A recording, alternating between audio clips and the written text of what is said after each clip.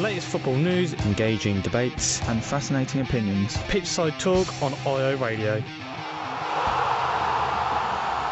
Yes, and welcome back here to Pitchside Talk here on IO Radio. We're back for another week. VAR has not ruled us offside yet. Still might. It still might. You never know what will happen. And who am I joined by today then? Well, me, please. And me, Dan. Well, guys, what have we got coming in the show today? We're speaking about the Women's World Cup and how it's coming home for England. We're talking about under 21 Euros where it's not coming home for England. And we're talking about Rafa Benitez leaving Newcastle. And unfortunately, that is not coming home, is it? He might be going home. Yeah, he's going home to Merseyside, you know. And also some other news if we get time to do it, especially at Switch Town. Yeah. And transfers and all sorts of malarkey. I think we should hit it, guys. Stay up to date with the latest footy news. Pitchside Talk on IO Radio. Yes, that is right. Stay up to date here with the latest footy news here on IO Radio. And we are back. And we're now going to be talking about the Women's World Cup. Something that's going so well for England. They played Cameroon on Sunday. Yeah. Got past them 3-0. How good was that performance by England, really? Yeah, I think the Lionesses have done very, very well. I mean, they only had 3 shots on target in that game, and that was 3 goals. They've been very well. It's 3 clean sheets in a row now, and I think they, from the last 2 weeks, the last 2 shows, I'm even more confident now that they're going to win it. Wow, that's... don't know about that, but yeah, I thought it was a solid performance. Obviously, I feel like there's still a few passes going astray and stuff like that, but overall it was a good performance, but I feel like it was overshadowed by other events. Yes, overshadowed by 3 letters, VAR. It sort of overshadowed everything. Cameroon absolutely lost their heads with the VAR decisions. Were they right to protest 2 of them? Because I know the first one they didn't want to kick off. Yeah, that was... And then the second one, they were pointed to the TV, and every like the whole. I thought the whole management staff now were going to come on the pitch and play football for them. But, well, did they have the right to sort of protest and to play the games they did? No, I don't think they did have the right to do that. For them to decide that they're just not. Are you right there? I can't hear it on my headphones, so I had to push it because I can just hear something. Oh, okay, right, okay. Yeah, I don't think they have the right to decide themselves that they're not going to kick off. I think the ref should have done more with that situation. She should have, sorted their players out, told them to kick off. She just stood there. And I feel like it was just a bit embarrassing, in my opinion. I don't think they didn't really get hold of the situation properly. Yeah, didn't something like that happen with Cameroon in the 2014 World Cup? Do you remember the men's when one they were fighting? Yeah. I think it's the Tottenham left back. I can't think his name is. He started fighting. Yes, he started fighting with his own players. But the first one I thought was onside, definitely. So I think they had a right to be angry. But the second one I think was very tight. So I think you could go either way. I didn't think it was. But the way they reacted, I could understand. But when you're on a world stage and you're trying to build women's football and try and make it mainstream, I don't think you can act like that. No, it didn't really look like a game of football, did it? No. And also there was a lot of spitting. We saw elbows. They sort of deserved to really go out, didn't they? Yeah, I think so. The way they played. Well, there's 2 injury doubts, isn't there, coming into the game tonight against Norway. Which have sort of came from this game against Cameroon. Steph Hodges and Millie Bright. Tomorrow, isn't it? Not tonight. It is. Yes, you're correct. A gold star. You get £1 million added to Ipswich Town's transfer budget there. Hooray. Or a new striker as you want. They could possibly be out. How big of a blow could this be for England? Because this is 2 of England's best centre-back pairings in the tournament. Yeah, especially to have your captain out. I think that would be a big miss. I think these 2 have been brilliant so far in the World Cup. We've conceded 1 goal, haven't we, so far this World Cup? Yes. Yeah. Scotland, isn't it? Yeah, against Scotland. So, yeah, we've been getting clean sheets all round, so it's going to be a massive miss. I know that there's a centre-back that played in the Scotland game that can come in who's pretty good. I've forgot her name right now, but, yeah, it's going to be a huge miss. Yeah, I know that they've got Williamson, haven't they? I think it's... Is it McManus, maybe? Yeah, McManus. Yes, McManus. Yeah. Them 2 are very good. But, I mean, they've still got key players like who scored in the game. White, she was really good. And Paris and Taylor, I think England will look very, very, very good going into the game against Norway. I don't think Norway have done very well. Well, obviously they've done well to get to this point, but their top goal scorer in the competition's only got 2 goals. So I think if England put the pressure on them like they've been doing against these other teams, I think they should go for them. So they pose no danger, really? I don't think you can go in the game saying that they pose no threat because obviously they're in the quarterfinals. So, but I think that we're going into this game favourites, and from the way we've been playing, I think we can win it. Well, fair enough. Well, I want to bring you back to the Cameroon game. I want to ask you, how impressive is this viewing figures that the Lioness has got? They've got 6.9 million viewers, which is over 40% of the audience share on that sort of time period. How good is this for the women's game? Because they've broken the record twice now in just 2 weeks. That's bad. Yeah. So the first one against Scotland was 6.1, wasn't it? I believe. And Yes. That's a derby. So now it's gone up by another 300,000. This game will probably be, I'm gonna guess something like 7 million. You really Wow. think? Yeah. Once it hits the final, 10 million, we talking? Final? Yeah, 10 million. I said it'd be doubled by the next World Cup, but if they make it to the final, then surely it's going to have to be doubled. Yeah, I think so. Yeah, it's really good to see that people are accepting and watching the Women's World Cup. I think obviously it should be more accepted. So yeah, it's good to see, and these numbers are just growing and growing. So yeah, as you said, by the final it might be in double figures. Well, that's really good to hear. Well, I think we want to move on to another game which happened on the same day as England-Cameroon, which was quite a big one concerning VAR. Again. Yes, France versus Brazil. France got rid of Brazil really in a thrilling 2-1 victory, but VAR overshadowed the whole game whatsoever. And we sort of discussed a little bit last week about does it need to change on us, but does this need to be simpler and easier to understand? Because it seems like whenever Brazil scored, it's like VAR went no. Whenever France scored, it's like no. Does it need to change? I just think the decisions need to be made quicker because I feel like as the decisions take longer, people get confused. They don't know what's going to happen. And now you can't really score a goal and celebrate because you could be offside or something could be wrong. So I think it needs to be made simpler. And if they're going to use it in the Premier League next year, they really need to make it...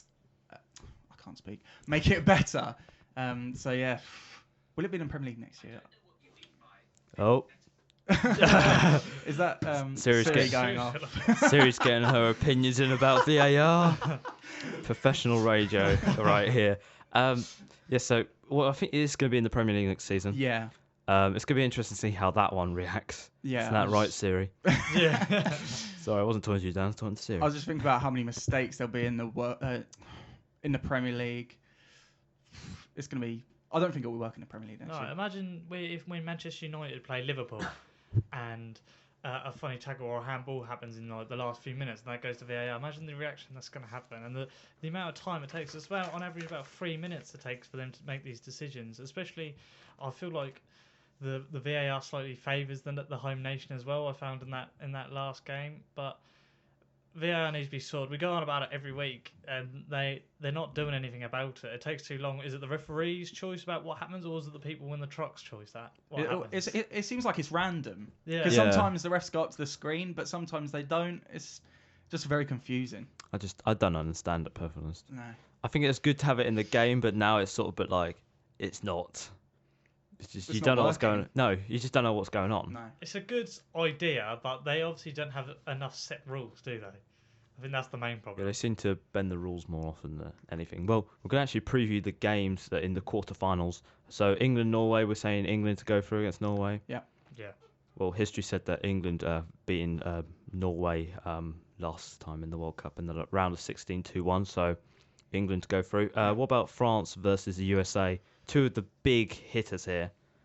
France, the home nation, favourites. USA, the defending champions, the favourites. They could see them off 13-0, all we know here. Yeah. But what do you reckon? It's a hard one because they're both fantastic teams, probably both favourites as well. But seeing as France are the home nation, I'm going to say France to go through. Oh, really? Yeah. Yeah, I don't think. I think France done well, good captain's goal and everything. USA didn't look amazing in their game against Spain, but I think now they've got a point to prove being the champion, and I think they might be able to edge it through. Hopefully, there won't be any controversy and any penalties, but I think USA will edge it. Okay, what about we'll move on to the other side of the quarterfinals. So what about Germany versus Sweden? I don't really know much about these teams, but I'd say Germany. Hmm. They've had a decent run, I think.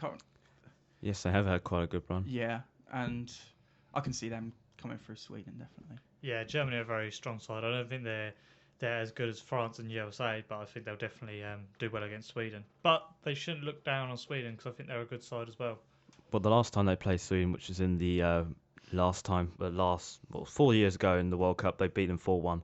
So, yeah, it might be a bit of a landslide, possibly. And what about the final game, which is Italy versus Netherlands? Italy got through against China. I think it was 2-0, 2-1. 2-0, yeah. 2-0. And then Netherlands actually got through on a very controversial VAR decision. Last minute against Japan, getting through 2-1. Who's the favourites to go through on this here? I think Netherlands are the European champions in women's football, so I think Holland have got a very good team. Obviously, Italy have as well, but I'm going to say Holland to go through. Yeah, I think that Japan, personally, going on to that quickly, I don't think that was a penalty. No? I mean, the shot was from about half a yard away, so she couldn't move at all. Yeah. But I think Italy, the dark horses in this competition, I really think that they could go on and win it. So I think they'll be like a Croatia in the last World Cup. Okay. So I'm going to put them down to win. Oh. You're going for the underdog, I see here. Well, when we come back, we're going to be talking about our young Lions and how they are... Not coming home. No, they're staying out in Italy. They're staying out in Italy until they win a game. That's what the rules are, isn't it? Kicking off opinions on IO Radio. Pitchside Talk on IO Radio. You sound right. Pitchside Talk is one of our own. And also, we have Twitter. So go and follow us at talk_pitch. You keep up to date with all the latest news. And polls. I do loads of polls, daily polls you can vote. We've got a few out at the moment, actually. One about Wan Bissaka, David Silva, and Andres Gomez, or Andre Gomez, how you say his name. Yeah, I think that is, they say it. Yeah. And not Andres. Andres. That's what Everton should call him. We're now going to talk about the Euro under-21s. And it was... We sort of said about last week how, this loss against France, that's just a blip in the system. Was losing to Romania 4-2 and crashing out the tournament a blip in the system? No, yeah, it was definitely a disappointment from the England side. I think maybe we expected a little bit too much from them. But the Romania game, I mean, there was a couple of key mistakes that happened in that game, which led to... And then the Croatia game, they just sort of crumbled, really, because England kept going ahead and Croatia just kept coming back. So maybe...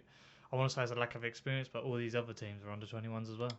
Yeah, I'm very surprised by what's happened because going into this tournament, we knew we had a really good squad.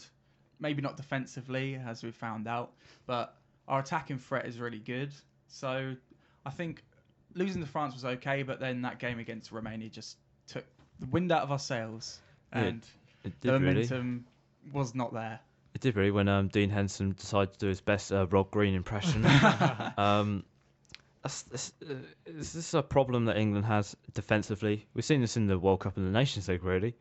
They seem to have problems defensively, but attacking flair is an abundance. Yeah, it is. I mean, they conceded 9 goals in 3 games, which isn't great. I'm trying to think of any English players, any English defenders who play for top clubs at the moment. I can't think of any off the top of my head. I'm thinking of English players who play up front and play for top clubs. Well, if you're talking about the seniors, we're talking about Raheem Sterling and Harry Kane, Dele Alli. But defensively, you've got John Stones, I guess, Harry Maguire, but plays for Leicester. These defensive players don't really do that much, especially with the under-21s. I mean, you had Wan Bissaka who didn't play, but you had Tamari who played for Derby. So they should... I'm trying to think. Somebody came in at the last minute, didn't they? Who was at Chelsea. And he came in right at the last minute, but I can't remember his name is. No, I can't. Clark? I think it might have been something like that. I'll investigate. But yeah, it's poor. 9 goals in 3 games. That is awful form, isn't it?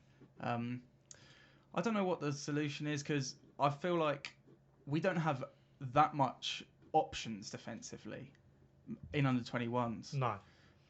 And also, the players that we... Like John Joe Kenny, he was on loan at... I can't remember who. last year. I think it was a Championship club. Yeah. Tamori was at Derby. So we haven't got players who play in the Premier League in our under-21 back four. So I don't know why not. No, I I don't know. don't. English defenders have always been quite good, haven't Yeah. they? When you think about it in the past. How old's Trent? What I would have thought that would have been nice of him to be called. I think it's been more in the senior squad. he's too good for the under-21s. Yeah, but that would have Yeah. been nice to have him go. I think since it was only the Nations League. But, I mean, that's true. Like looking at some of these centre backs here. Conser is centre back at Brentford. Clark Salter was on loan at Sheffield United last year.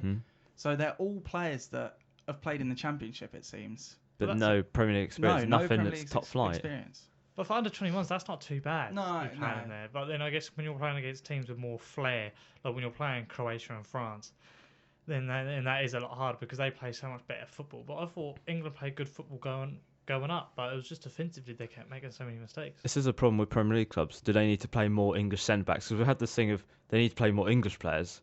Now do they need to play more English centre backs here? Well, I think so. Yeah, I feel like playing English players.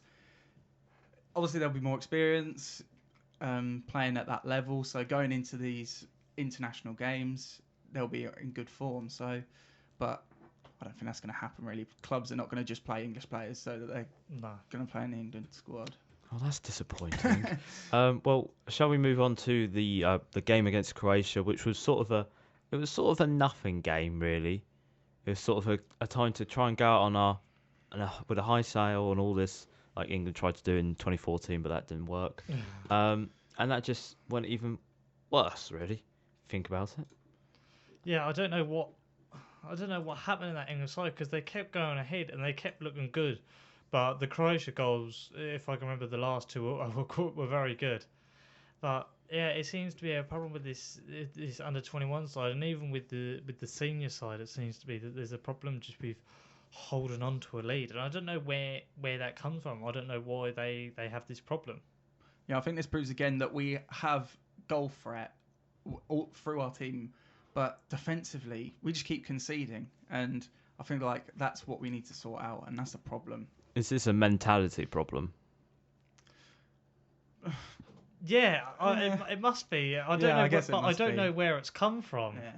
And I don't know. I don't know why Wan-Bissaka didn't play. I know he scored the own goal, but I just really feel like he should have played those other two games. I don't know why. If he had an injury, then that's fine. But I just feel like after you lose to France and you've got to come back against a Romania side that I think won 4-1, surely you need to think that you need your best players on the pitch. But they didn't seem to have it, and they didn't seem to want it as much as well.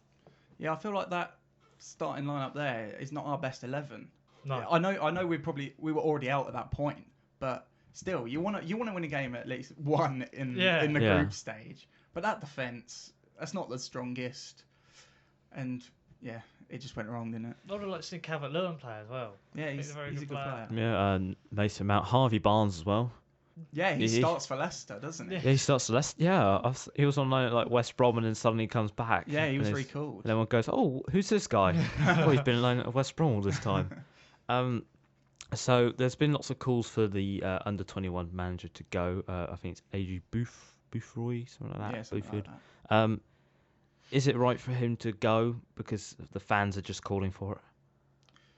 I don't know. I mean, I haven't heard of him, so I don't know if this is his first tournament he's been in. It's his second tournament, but it's his first by himself because it was sort of him and Gareth Southgate did the last tournament together. Okay, I'd maybe give him another chance because we haven't really seen much of him.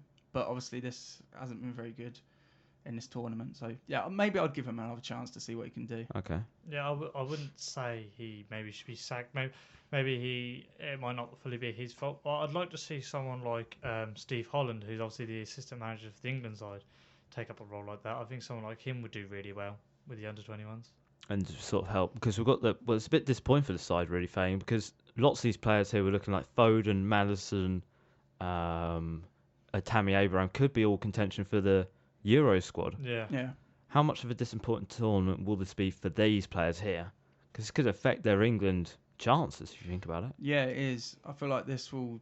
I don't know if Gareth Southgate will look at this and think these players aren't good enough, because we'll have to see if they play well for their clubs at the next season. But this is definitely going to affect them going into the next England tournament. Especially like those key players come back to Chelsea, like Abraham and Mount. Well, Mount. Yeah, Mason Mount, yes. And Tamori.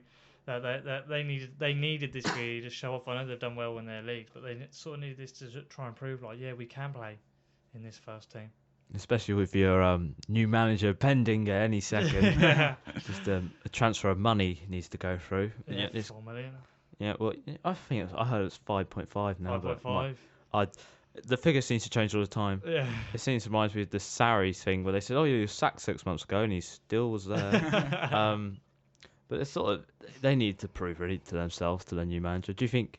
I know we're sort of talking off topic now, but do you think with Frank Lampard looking at some of these players here, some of the young players here, because he can't buy any, will this affect on their chances of starting next season? I don't even know if Frank Lampard would really have a chance, to be honest, if he goes to Chelsea. So, I mean, they've done well in the league, and I think Tammy Abraham did all right in the tournament. I can't remember if he even scored though. I can't remember off the top of my head. I don't think he. No, I don't think he did. No, I don't think he did score in the tournament. I'll have a look against the Romania game. But, I think it was Gray, wasn't it, who scored in that one? Yeah. But players like Phil Foden, I think, can go at this tournament with their heads held high, because I think he had a very good tournament. And so you just got to take the positives at the situation, I guess. I mean, England did score 6 goals, I guess, so they're good attacking-wise, but defensively and as a team, they weren't good enough. I say Abraham did actually score. Yeah, he scored once. Yeah. I think he has a chance of being in Chelsea starting. Maybe Mason Mount as well, because he's had a year at Derby. So maybe he'll get a chance. Probably not, though. I think you can take more of a risk with a midfielder than a striker. Yeah, that's true. But I can see Abraham, maybe towards the end of the season, trying to get into that first team if he doesn't go out on loan again. So, yeah. Yeah, so an absolute failure, really, for England. And when we come back, we're going to be talking about, well, something that wasn't actually supposed to be in the show. I thought it was going to be in the show next week, but it's in this week, about Newcastle United. This is going to be quite a tasty one, isn't it, guys? You think about it? Yes. When I can find the mouse, there we go. The best place in Ipswich to hear the latest football debates, Pitchside Talk on IO Radio. Yes, that is right. This is the best place to hear all the latest footy news here, Pitchside Talk on IO Radio. And also remember to follow our Twitter at @talk_pitch. There's polls and all sorts. And now we're going to get into probably quite the saddest news of this week, and also probably the biggest talking point of this week. Newcastle and Rafa Benitez have parted ways, and Rafa Benitez will not be signing a new contract and will be leaving on the 30th of June. What are your guys' first thoughts on this news, really? Yeah, I was shocked. I was shocked, but not surprised, if you know what I sort of mean. Yeah. It wasn't like, oh, where's that come from? But like, it was probably on the cards. But it's sad to see him go because he's done so well. Yeah, I agree. I think it was a big shock when I saw it as well. But no, Mike Ashley, anything could happen, really, couldn't it? Yeah. So anything can happen. Yeah, it's a huge disappointment for Newcastle. I don't know. I can't believe that this has happened. Really, I don't know if they actually sacked him or he left himself. But even if he left himself, they surely would have done anything to keep him. Well, I heard apparently they've been trying for 18 months to get him on a brand new contract, or on an agreement, I think they call it, for him to stay at the club, but they failed, and it's quite bad, really, because this is the best thing. I've been watching a lot of Newcastle videos from fans, and they're saying this is the best thing in managerial terms this has happened since Bobby Robson, and that is back in 99. Yeah, I mean, Newcastle with Rafa and the money that the club actually has, they have so much potential to do so well. They've got a huge stadium, a huge fan base, and they can have such a good squad, but they don't spend any money. And and then the board wonders why they can't agree a term with Rafa. It's crazy, really, because he's such a good manager, and he's been at the biggest clubs in the world, and they don't want to give him the money he wants. So I understand it. No, I guess I understand it as well, money wise. But I feel like if he stayed at Newcastle and actually had money to spend, then they could be challenging for Europa League. They've got everything that at the club that they can do that. As Piers said, they got a huge stadium. They got money. I don't see why they couldn't. Yeah. So I don't know who's going to come in, but sack it or not really sacking, letting Rafa go. I think that's a huge disappointment. Yeah, well, how disappointing will this be for Newcastle fans? Because there's been a lot of support behind loads of Owen support when they went down to the Championship and he stayed and they gave him so much support, and there's lots of things him staying in the counts of if we go, Rafa goes or whatever this is, and Ashley out.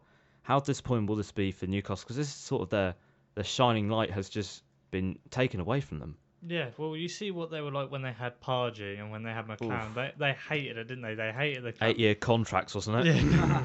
But Rafa's come in and he's absolutely changed Newcastle's fans' opinion. I do watch a lot of stuff what they say on the internet, and their mentality has changed over the last few years. I mean, after they went down, Rafa rebuilt that side, got rid of a lot of bad players, and brought in so much talent. I know they lost Mitrovic last season, but he's still done well without him. I was looking up his stats. In 146 games, they won 62. So his win ratio is 42%. For a club That's pretty good. Yeah, for a club that doesn't that overall spent about 3 million, or I can't remember if they broke even last season. So in the 3 seasons he's been there, he's spent in a net spent is a minus 11.2 million. That's what I mean. That's really bad. Yeah. If you think about that. It is. And to pretty bad. get promoted, and I think it's been 2 seasons he's been in the Premier League now. They beat Man City this year. I know. I was happy when they did. It's just crazy, and how you can do that to somebody that's obviously put a lot of passion into the club. I don't understand. Yeah, I feel like the optimism with Newcastle fans has literally just changed now. Yeah. I've seen Newcastle fans on Twitter saying that they're going to get relegated this year. It's all going bad with their owner. I don't know if that takeover's still in the rumours. I don't know. We can get back. I think we can get onto that later. Cause All I think that's going to be something for later. Because I think there's a lot of talk about that. Okay. So yeah, I really feel sorry for Newcastle fans because they're obviously now not confident about next year, and I can't see where Newcastle are going to be at the start of the season. Well, how not confident they are. I put a poll out on the Newcastle Twitter page about Rafa Benitez and do you think Newcastle can stay up? And 100% of people, not 99.999%, 100% of people said no. Hello, Championship. So this shows already that the optimism has changed. This is not good for this club because they've, in the time Mike Ashley's been there, they've experienced 2 relegations and mid-table finishes and not much to cheer about. But I want to ask, has Rafa Benitez had a successful time at Newcastle? I think so, yes. Obviously, with the money he's had, they got relegated in 2016. Yes. Yeah. He did well to bounce straight back up because the Championship is obviously a tough league. And for him, with the money he has, and he's finished mid-table, or I can't exactly remember the finishes that they had. 13th last season. 13th. I think the first season back was 10th, wasn't it? And then it was 13th this season. And to have a 42% win ratio, that's really good. So I think he's been a success. Yeah, I think he's done well. I think he's done. He could have so much potential at that club. That the way that Newcastle team could have changed in 10 years, especially if they had a takeover or he was given some money. Like, how can you not give a man who's managed Liverpool, Chelsea, Napoli, and Real Madrid money to do? Like, he's not going to mess this up. No. He's been there. He's done it. He's won loads. I know his time at Real Madrid wasn't great, but he's such a good manager and he's such a tactician and he suits Newcastle's play and he's made bang average players look amazing. Yeah, mostly Championship players, isn't it? Yeah. I just want to ask you, if he wasn't there and Newcastle got relegated, if we're going to go back to 2016, if they got relegated, would they done a Sunderland and gone straight to League One? I don't think they would have gone straight to League One. I feel like they had the players. That's a hard question. That is a hard question, it but didn't happen. But I don't know. I don't think they'd get relegated to League One. They had the players that could go back up to the Premier League. They had a decent squad that year. But I would have thought probably the same about Sunderland. Yeah, that's true. So, actually, that is true. It matters who they get. But at the start of the season, I said that Sunderland would not do well in the Championship. Yeah. So I don't know. I feel like Newcastle's team was better that year than Sunderland's was. I think if they go down, they might get stuck for a little bit. You're just sort of stuck in that yo-yo period. Yeah, I don't think they'll go straight back up. It matters who they bring in. if they're going to replace Rafa, they've got to make a big move, get someone in decent, and actually start spending some money. What's the point of just letting him go and bringing in another Steve McLaren? That's just gonna. Do you know what I mean? It's not gonna work well. I just can't see it going well for Newcastle, which is a shame because I like the club and I think they could have such a bright future. Well, now I think we're going to move away from Rafa. We're now going to move on to Newcastle in general, because they're now managerless. There's 7 weeks until the start of the season. They're like Chelsea, really, Yeah. but in a bit of a worse position. Are the fans right to blame Mike Ashley for this mess that they are in? I think so, because I can't see anyone else in that Newcastle, like the staff, who they can blame. I feel like the money problems that are at Newcastle. I mean, they obviously have a lot of money because the owner is like He's the a billion. CEO of Sports Direct. He's a isn't he? billionaire. Can I just say? Yeah. But yeah, he's obviously not putting the money in, and from I know what that's like, so I know how frustrating that is for Newcastle fans. So yeah, I feel like they can blame the owner definitely. Yeah. Mike Ashley and Newcastle fans do not get along at all. You can check any social media page or ask anybody that they're just not a fan of him, and he doesn't seem like he wants to invest in the club. He reminds me a bit of a Marcus Evans, that it's a business. That's why they probably try to rename the stadium the Sports Direct. Yeah. The Sports Direct Stadium. If I don't understand why, he must be making money from it. I'm guessing why. But Well, he has to. yeah, but why can you not put passion into this is football? It's football first, business second. You've got to love these clubs, but obviously that's the way he feels. But I can't see Newcastle getting a manager nowhere near the caliber of Rafa. Or owner. We'll now move on to the owner thing. I don't think the takeover is happening. I think that's sort of it's gone underwater. I think a little bit now, but with Mike Ashley here, what does he need to do really? Is he going to spend? Are we going to see if a manager comes in? Is that manager going to get the funds he needs to make that squad work and survive like Rafa did? Well, from what we've seen of Mike Ashley throughout the 12 years he's been there, I think it is. Yes. He obviously hasn't been investing. So what's going to say he's going to change that? I think going the into only the year I next think he sort of properly invested was where Steve McLaren was there, and Yeah, but he's an awful manager, so well, that's when they broke their transfer record, wasn't it? Michael Owen signed for 15 million. 12 or 10 years later, Junior Wijnaldum for 25 million. yeah. I mean, Junior Wijnaldum's got a good player for that. Yeah, Yeah, but at that time, Junior Wijnaldum wasn't a good player. So with this Ashley thing, will that manager get the funds he needs? No, but if you're not going to sell the club, then surely you must have some sort of intention, because the rumoured bids were quite high for the club. So if you're going to let a manager go, surely you're going to put that money back in somewhere. And if he doesn't, then Newcastle, I would say, are definitely going down. Do you know what? This sounds literally exactly the same as Ipswich. It's like It does. It sounds exactly the same. It does, but Marcus Evans actually talks to the press once in a while. When well, Mike once Ashley, a year. yeah, but Mike Ashley has more back history really because with Sports Direct. He likes to buy businesses. Yeah. I think Game's going to be playing at the back next season for Newcastle. I'm not too sure what's going to be going on with that. But it does sound like an Ipswich, but On a bigger scale, I think. yeah, whose situation's worse? Newcastle's or Ipswich's? I think Newcastle. I feel like I don't think Ipswich are in an awful situation. No. I think he has put money in more than Mike Ashley has. Obviously, he's got less money to put in, but Yeah. I feel like Newcastle in a worse situation than Ipswich. I feel like secretly Mark Evans does like Ipswich. Oh, really? Yeah, Yeah. I feel like he does. Whereas I feel Mike Ashley just doesn't care. But I feel Mark Evans just like a little hint. He's probably got a couple Ipswich shirts at home.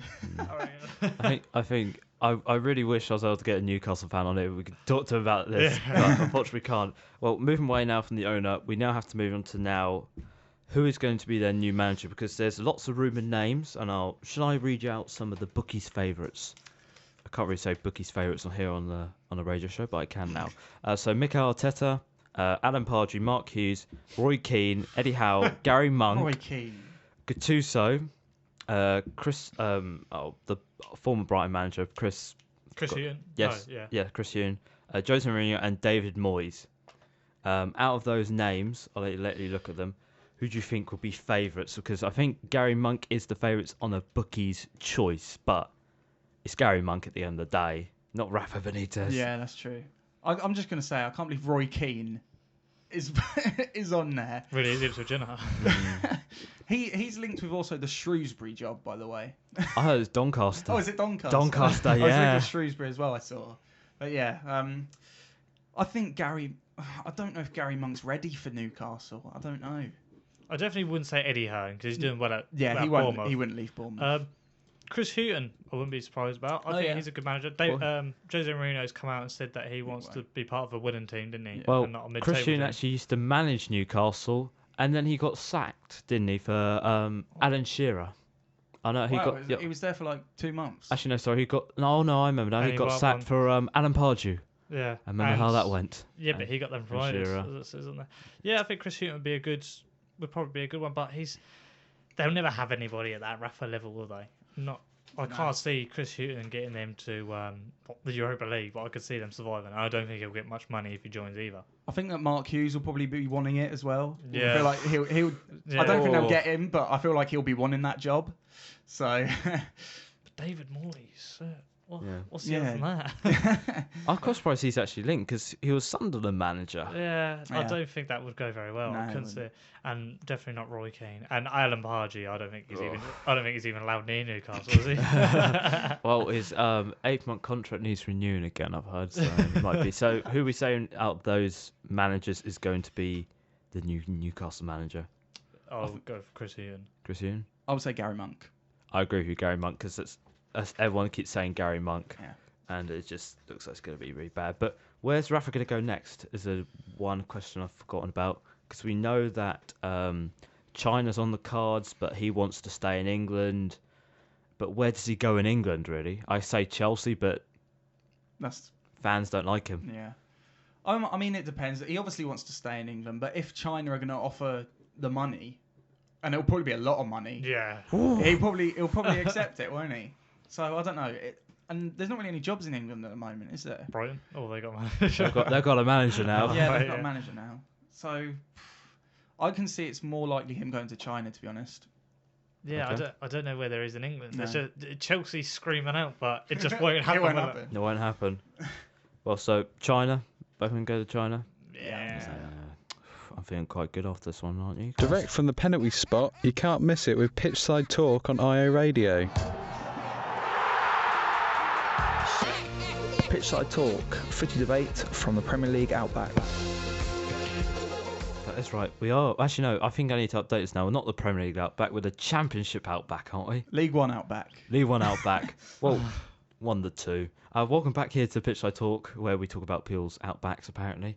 If you want to follow us on Twitter, it's talk_pitch. You can vote on all our polls and stuff and all sorts of things.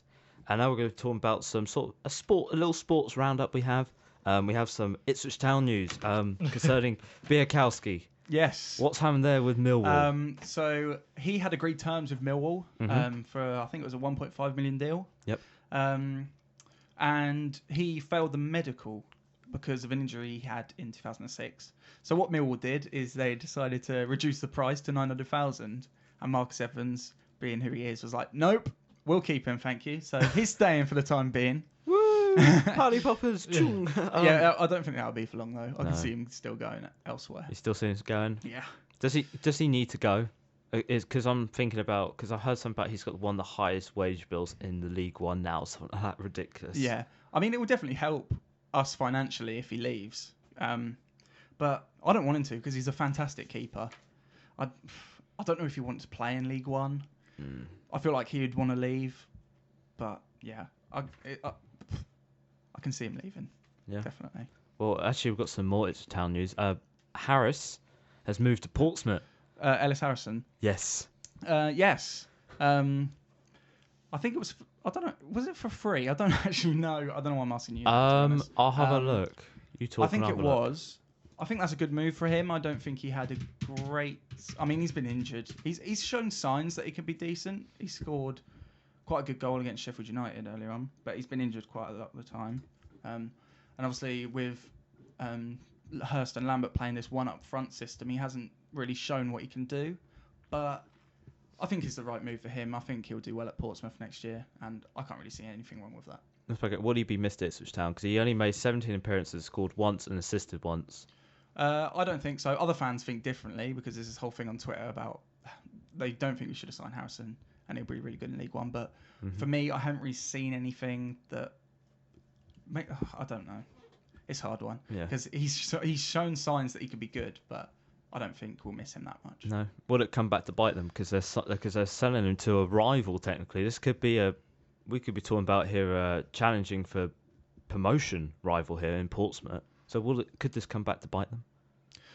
Maybe, because I do think that selling a player to a rival club that you're going to be fighting against in the season isn't the best thing to do. Mm-hmm.